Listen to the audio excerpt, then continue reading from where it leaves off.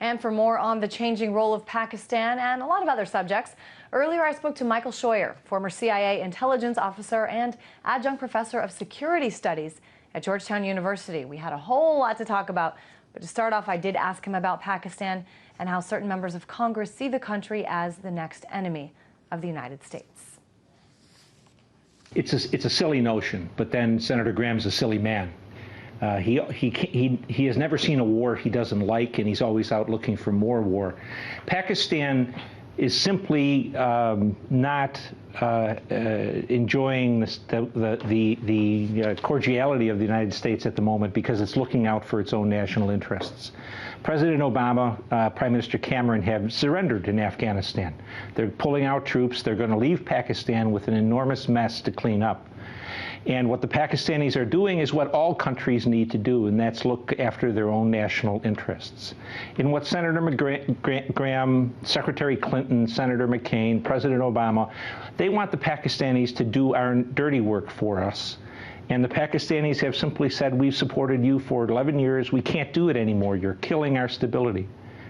I know I was part of a seminar that was one of the main hosts was the former Director General of the ISI during 9/11, and he said it's an immense amount of money to host the U.S. and it's an immense amount of money to host all the people who have left Afghanistan, come over there and have no place to go. And so that was one of the major points. But he also said, and this is a little different subject, but this is about Osama bin Laden, the killing there. He said the country was extremely embarrassed, but also very angry that the U.S. did not work with Pakistan. If Pakistan has been so, basically has hosted the U.S. military there, why is it that there still is so little trust between the two countries?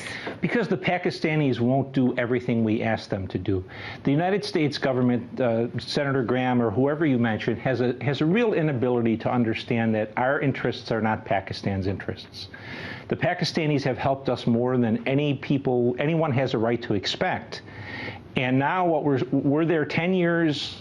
We haven't won the war. We're going to leave without winning. We're leaving the Pakistanis with a mess. What do you mean when you say a mess? Well, Afghanistan, they cannot tolerate Karzai's government. Karzai's government is close to the Iranians, it's close to the Russians, it's closer to the Indians of all people, and it poses a threat to Pakistani security on their western border. So that has to go. They have to stop the civil war in the country. They have to stop the war that's going on their own territory because of their help for the United States. So they have a number of problems which I think amount to a mess, and they're going to be left high and dry when we leave.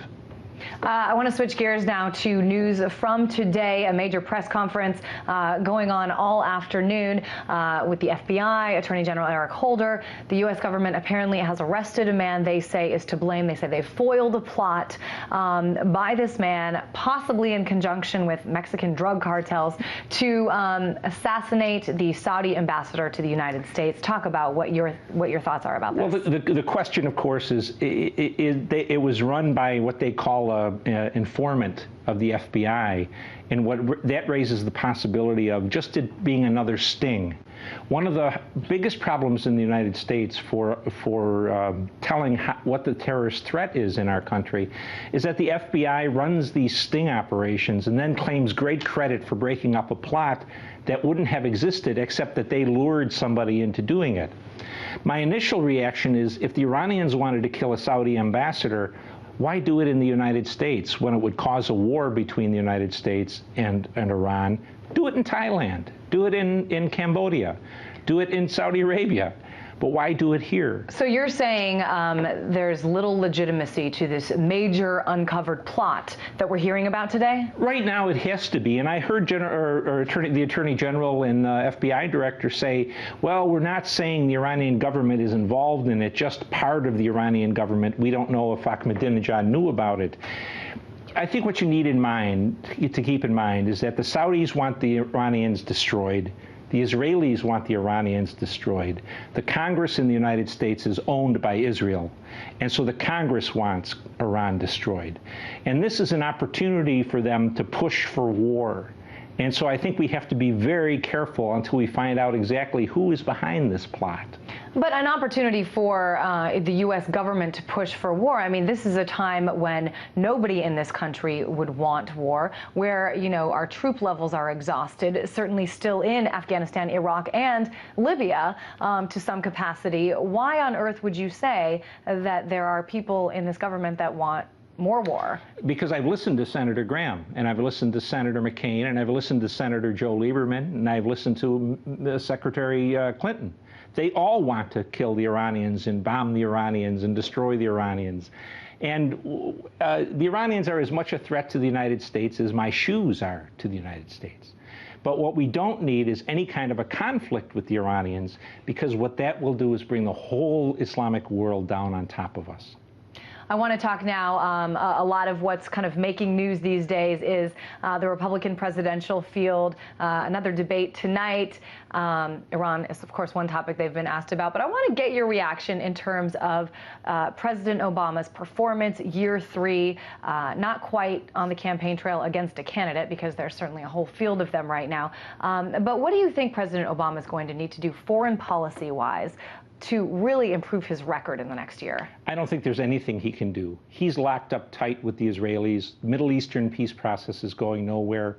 He can't do much about trade with China because the Chinese are our biggest lenders.